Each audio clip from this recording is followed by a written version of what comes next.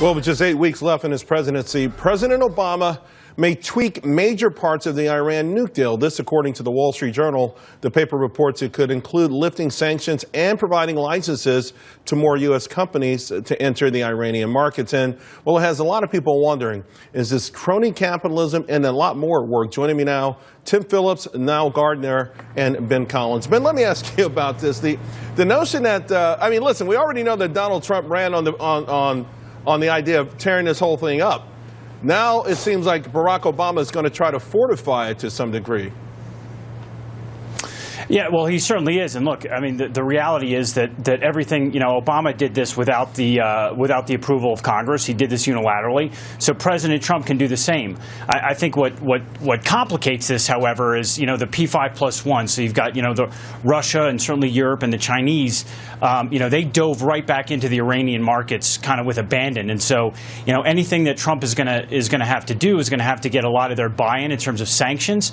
But look, I honestly think that you know, I think Trump looks at this thing the way hopefully a lot of Americans do, and that, you know, we're talking about a country that has taken American lives, and in 14 years, unless we reinforce some of these sanctions, they're going to have the capability to build nuclear weapons on their own. And so, you know, hopefully he's going to do something about that. Yeah, no, the countdown has definitely started, but I think that's a great point.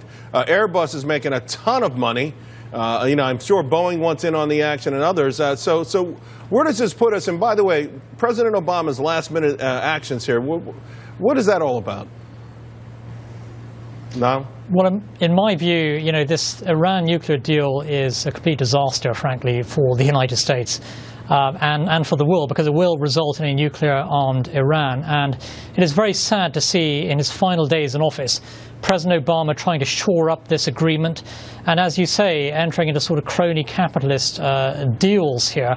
And, you know, what Obama is calling for is what we've seen with, you know, French, German, Russian companies pouring into Tehran, shoring up what is a brutal and barbaric regime, the world's biggest state sponsor of international terrorism. The Iranians have increased defense spending around 90% over the past year, largely using the funds that have been freed as a result of this agreement.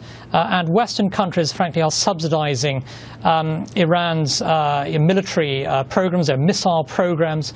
And it is simply astonishing that President Obama, you know, has the gall to try and protect this deal even further, right, when the incoming administration is entirely opposed to this deal and hopefully will scrap it apart completely. You know, speaking of gall, Tim, Iran had the gall, the unmitigated gall, to actually openly pressure Barack Obama into getting more U.S. companies to do business there. And of course, as the point's being made, around the world, people are saying this is a gold rush. 77 million people just got an extra $150 billion bucks. You know, what does it mean for the American people and the safety of the world?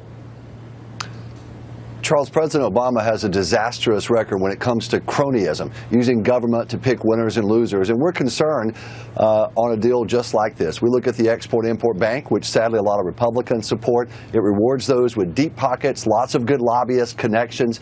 And we are concerned, given this administration's dismal record on cronyism, on crony capitalism. Yeah, the Export-Import Bank, Tim, I want to ask you about that, because we just saw Saudi Arabia strong-arm the administration, which was trying to get them to buy a bunch of Boeing planes that would be subsidized, you know, through this bank.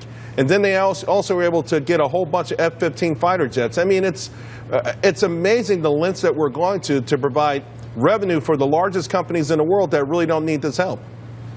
If the Export-Import Bank were not around, then a lot of these companies, American companies, would not be doing some of these risky deals in places like Venezuela and sometimes Saudi Arabia.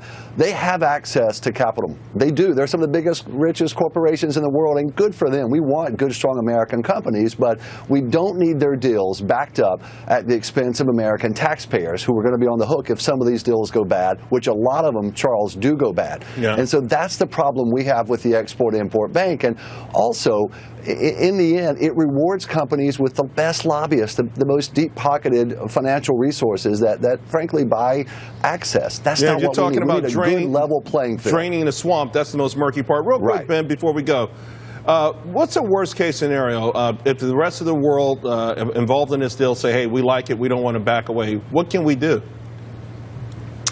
Well, look. To be frank, I think there's I think one thing that we can certainly do, and that is, we can tighten this deal in essence and say, look, something like, instead of giving them 30 days notice, we can institute snap inspections.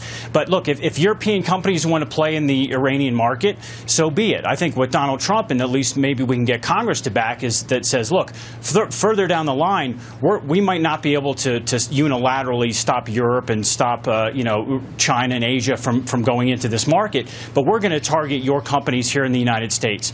So if you're a French business and you want to go in and start doing deals and start doing business with Iran, that's fine, but you're going to have some U.S. size, or U.S. based assets, right, and U.S.